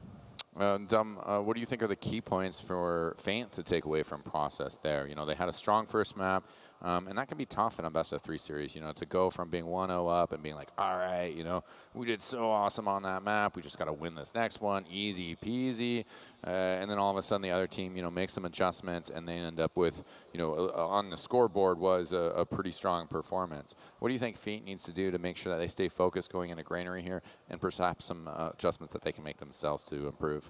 They can't ever let the pressure up. They had a really, really strong start. They need to get back to those sort of fundamentals that they were able to execute. Se7en is always going to try to counter-strat, so you need to constantly innovate and see how can we get back to what we're best at and not let Se7en be able to play their game. Exactly like Alva said, that's what Se7en wants to do. They want to slow the game down, and Granary will certainly enable that a lot more than a map like Process should be able to.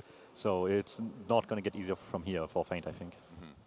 And Alba, you mentioned to me as well that you felt like Feint beating a Se7en was probably kind of like a strong boost to them mentally. Being able to kind of break through a matchup that they've struggled with before. Unfortunately, also, Feint has oftentimes been third place in a bunch of tournaments due to the presence of a Se7en here. Despite overcoming a Se7en, they might get pushed down into this third place spot.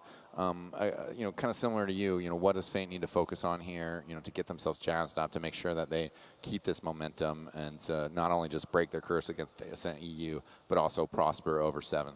Yeah, I think what they need to focus on is just getting back to that the mental state that we're at in the first map. Not tense up, but stay calm and collected and play their game. Because as soon as you tense up, you miss shots, and then it's Se7en's game. And Dom, do you think that there's anything in particular that Feint might bust out on Granary here? We saw maybe a little bit more unorthodox plays from him and Gullywash, just That's also sort of the map. You know, do you think that there's some things on Granary that they might do to try to disrupt this kind of chokeholds that Se7en is known for? I wouldn't be entirely surprised if they tried different things out we haven't seen before.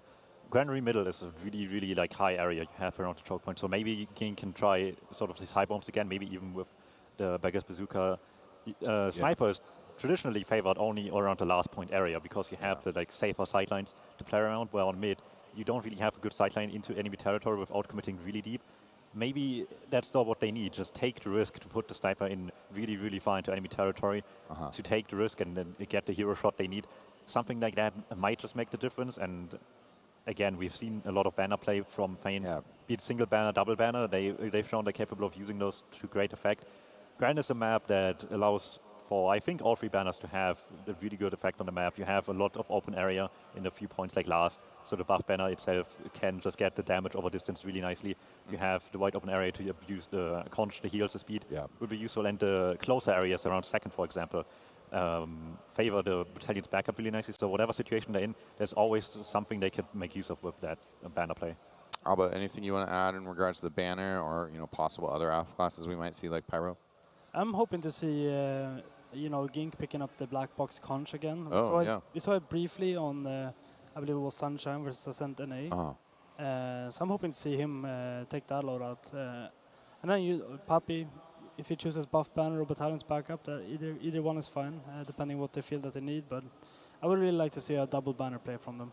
Yeah, that would be interesting. Do you think that that's something that we would see in open play, or maybe once things kind of start to slow down at last? Yeah, I think in a yard to second stalemate is probably an area where we will see banners, because it's quite easy for a soldier to build those banners in those tight quarters. Yeah. And going to this last map, or sorry, the previous map, we talked a bit about the kind of the defensive options. How the open play, was pretty interesting, but we spent a bunch of time on last, and some of the off classes that we saw there.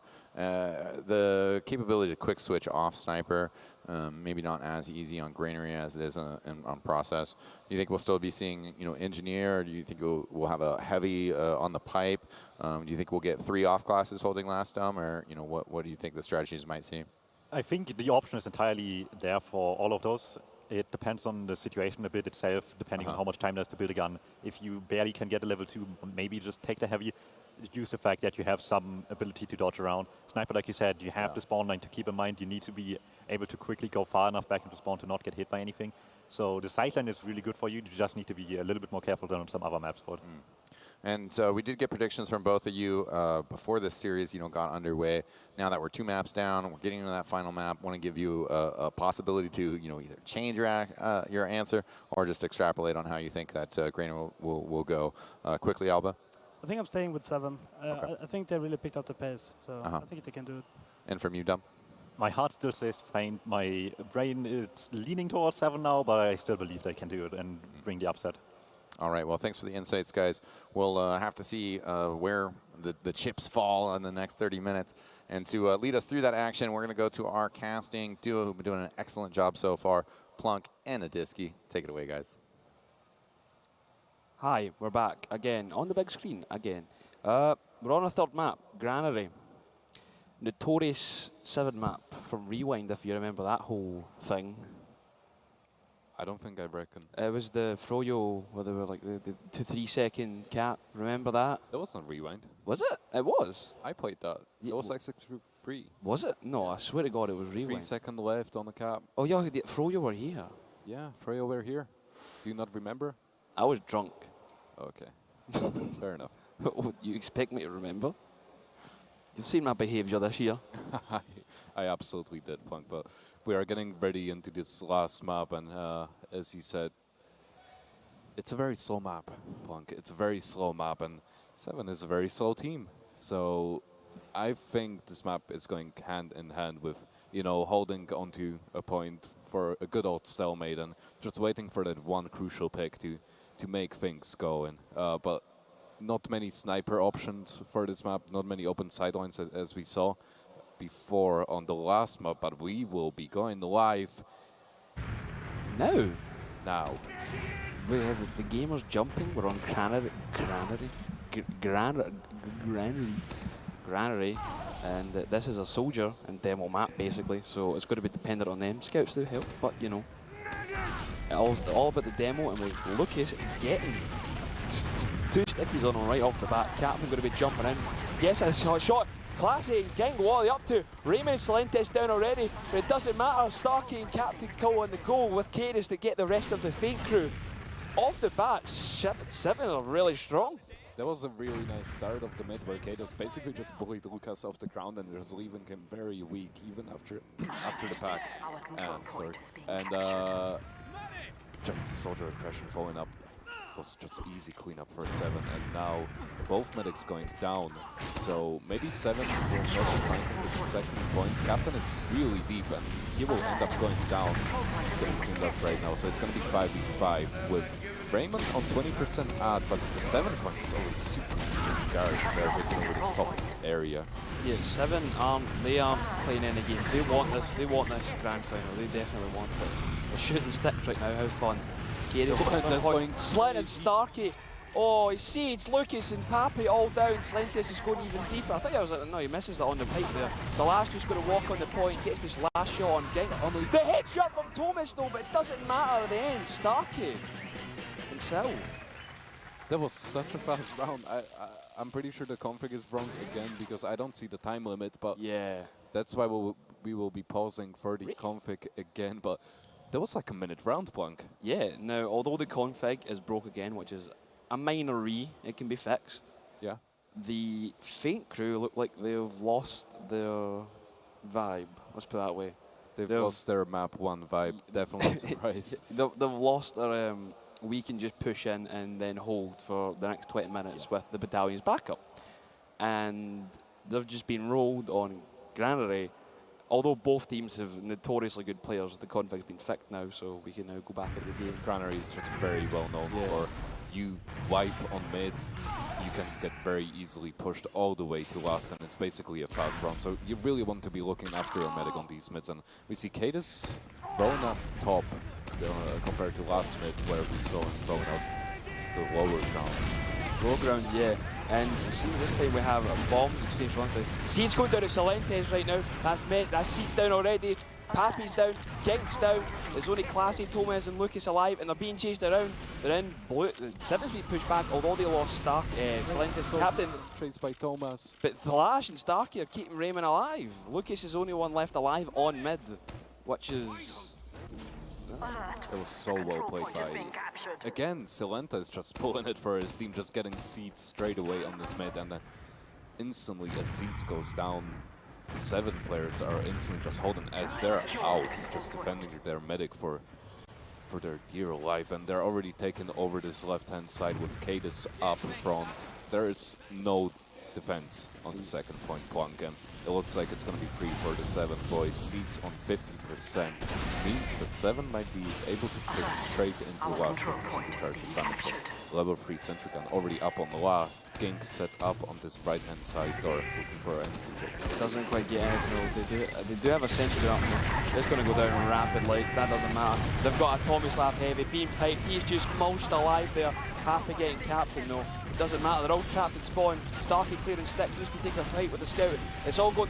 All of Feint are weak right now. Seeds, although he's nearly got Uber, he has to heal his teammates. He's 98%. He's going to defend it. Starkey has to get out. Oh no. That was a very nice hold from Lucas, even though he got bullied back all the way back into spawn and he couldn't really see on the point. Just getting that crucial 2k, even though everyone was so weak, he could pull that back for his team, and now full Uber advantage. Starkey's hiding though. He's going to go drop down. He's not feeling the 2 shot today. He's not feeling the force. Now, as I was saying, 100% add 4 Seeds. They will be pushing into this right-hand side, but Se7en's already in. Pappy's fighting. Pappy's captain. Whoa, he lives? Barely getting out with the Oh, Lucas! Lucas! Nice fight from Lucas. Doesn't matter. 30 HP, but Lucas killing Talash as well. And he's still alive, that's the worst part. And he Not worse. survives indeed. Raymond repushing mid with his gang.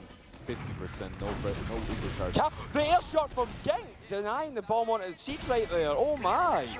Ging just saving his mid right there and then. And they're gonna be holding onto this mid. But Raymond on 90% already. Let's see where Cadus is gonna take his boys. Looks like it's gonna be garage area. Yeah, I think maybe Scout will go. Whoa! Oh, that was. That could have ended badly there for Heidi. Oh, Scout nearly falling down there. Another trap, maybe they spot it. Gink is down right now. Starkey into Lash on the beam.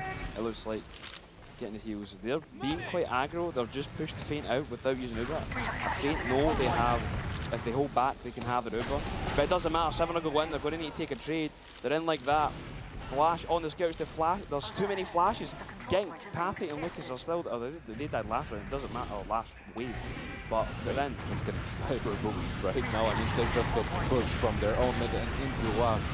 With Captain going to Lash with all of these rockets, and Dawash just cleaning up his damage. And I'm still trying to understand what just happened, because it didn't look like Feint was putting up any fight there. Literally just holding on to mid.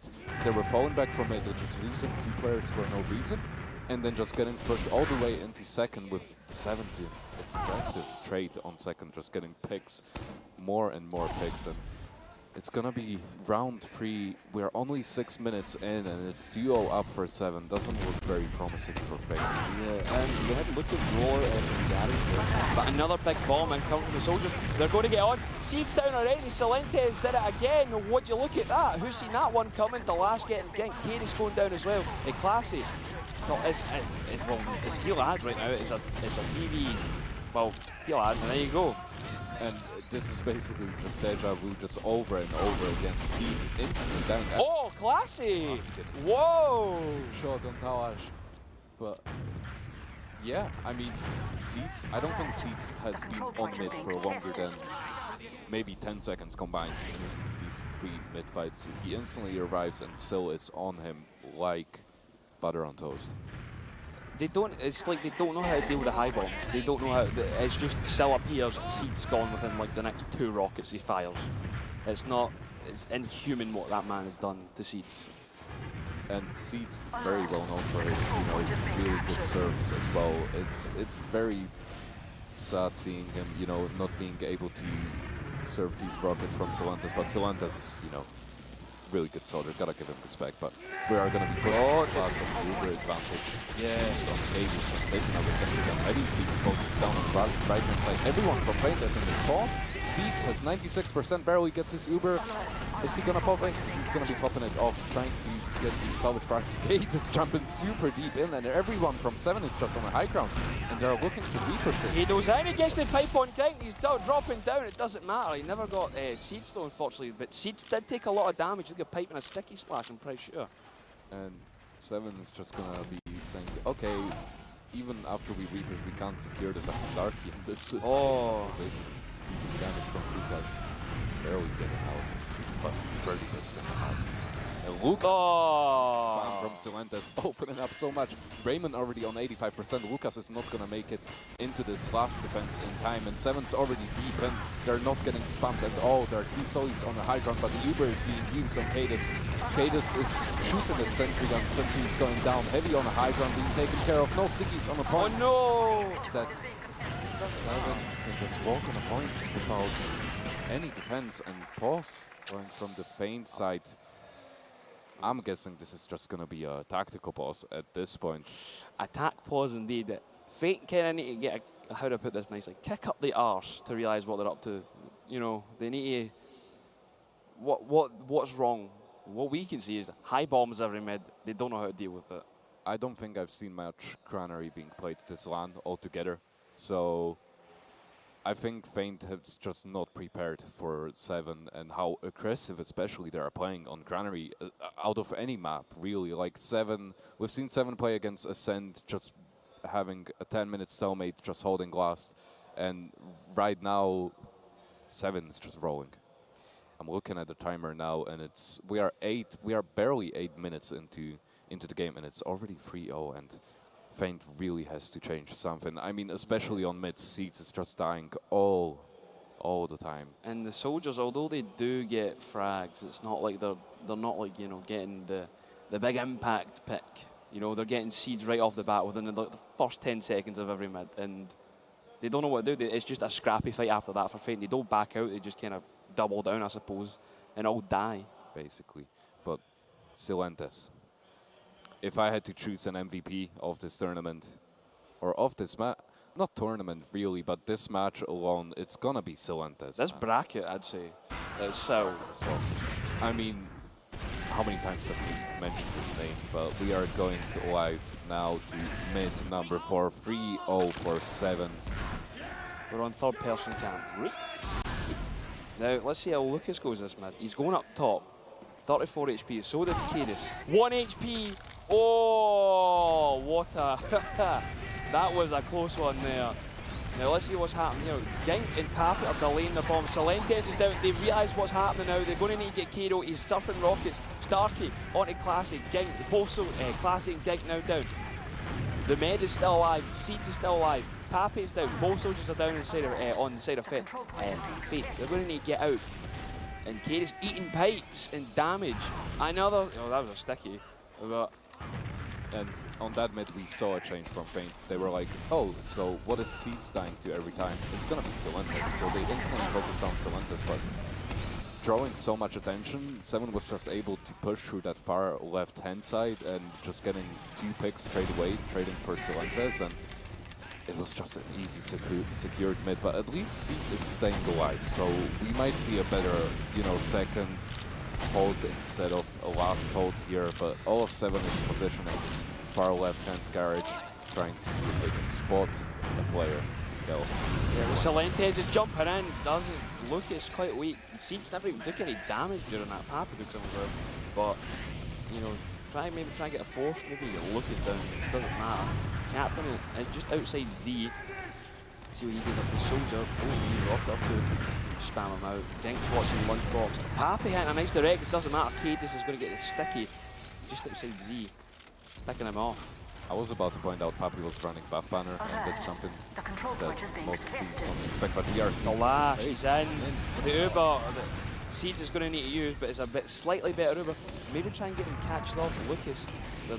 It's going to be one of these weird Granary second fights. Captain getting Lucas down. Fate need to get out. They've not got players. They've lost 2 players now. Not the best look for this last hold right now. Se7en are going to be making their way on the left-hand side. Pappy is still in. Try to do a wee bit of damage behind. Gink down now, down to Cadis. Pappy going in, getting Se7en right off the bat. Cadis on the point with the pain train. The scout's going to not do anything, and everyone just goes on to the point 7, and that's the 4th round done. And Se7en is just full rage on mode right now. They're just rolling through Feint like a hot knife through butter. Plunk. Like there is nothing Feint can't do. Pappy was trying to switch it up and running buff banner there, but before he got his first rocket off, he got picked instantly, and then Uber trade following up from top on Tayyy, and after the Uber, Se7en just cleaning up Feint left and right. Yeah, this is the flick the switch for Se7en. And either Se7en will be scrim this map or not, it doesn't matter. They're going to Captain, delay his bomb. He goes Seeds, Seeds surfing rockets. He's still alive. He gets the pack. Oh my god. This man, what's he up to? He's still alive. The last chasing everyone down though. How? Seeds is basically going to die, although maybe not. He's run back at his last now. How did he get out? Genuinely, what a legend.